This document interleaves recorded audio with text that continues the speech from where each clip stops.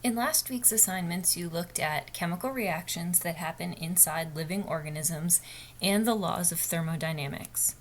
We talked about the laws of thermodynamics because the chemical reactions that happen inside our bodies, inside our cells, and inside the cells of every living thing follow those laws. Now we're going to start to get more specific about the chemical reactions that not create energy, as those laws say that you can't create energy, but change the form of energy from something out in the environment, like a plant, into something that a living organism can use to fuel the other chemical reactions that need to happen in the body. In order to do that, we need to focus on the two structures inside the cell that allow those chemical reactions to take place. These are the homes for the chemical reactions that deal with energy. The first home in a plant is the chloroplast. The chloroplast is the organelle that makes the plant green, and this is where photosynthesis occurs.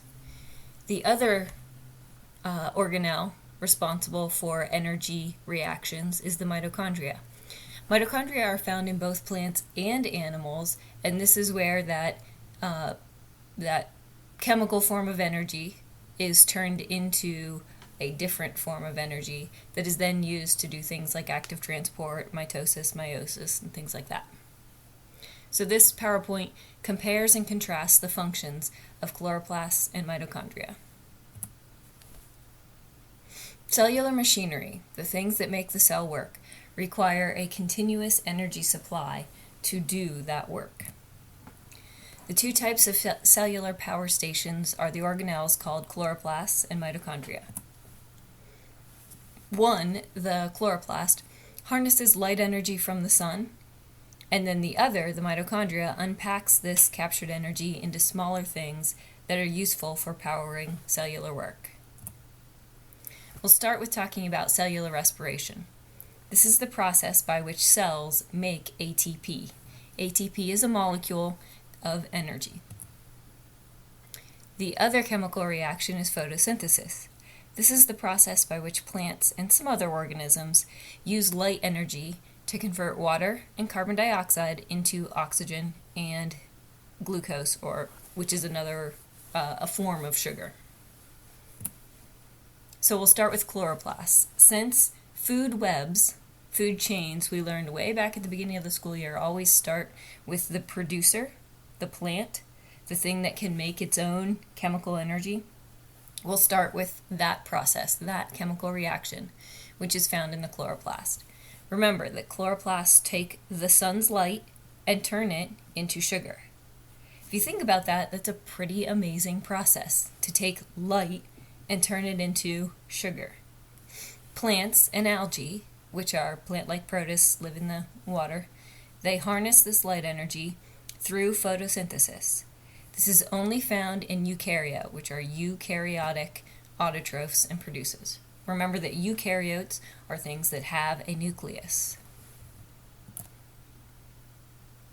Light energy plus water and carbon dioxide yields, that's what this arrow means in a chemical reaction, yields or gives us sugars, which are used as chemical energy, and oxygen. So all of the producers out there on the planet are producing sugar, which they keep inside their organism, and then oxygen, which they let out through their leaves or other forms. Again, this is only found in eukarya, autotrophs, or producers. This is what a chloroplast looks like. It has two membranes. The space is filled with fluid, and this whole space inside here is called the stroma. It has these disc-shaped structures. Those are called thylakoids. A stack of discs is called a granum, and multiple stacks, which you can see are connected right here, those are called grana. So granum is singular, grana is plural. This is a more basic drawing of the inside of a chloroplast. And this is a freshwater plant, freshwater protist, and you can see the individual chloroplasts in this image.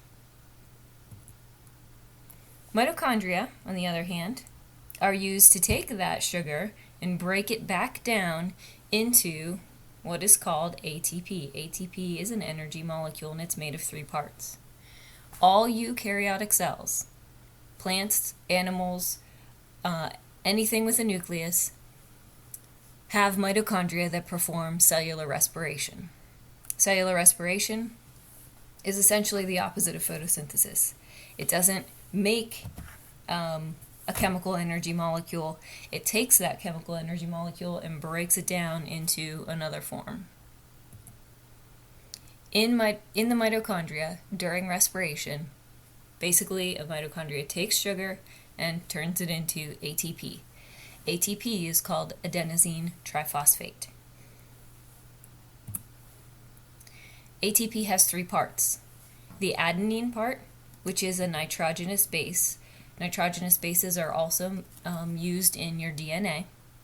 And it's called a nitrogenous base because it's got a ring-like structure with nitrogen. That's why it's nitrogenous. Ribose, this is a form of sugar. And then the last part are the 3 phosphate groups. They're phosphate groups because they have a phosphate atom, a phosphorus atom, and there are 3 of them connected along with oxygen atoms. Parts of a mitochondria. You see that it also has a double membrane, and the inner membrane has lots of folds. The folds are called the cristae, and the part in between the folds is called the matrix. The reason it has many folds, the more folds it has, the more reactions, the more chemical reactions it will be able to do. The inner membrane also has lots of enzymes in order to complete cellular respiration. And like I said, the matrix is the inner fluid-filled space.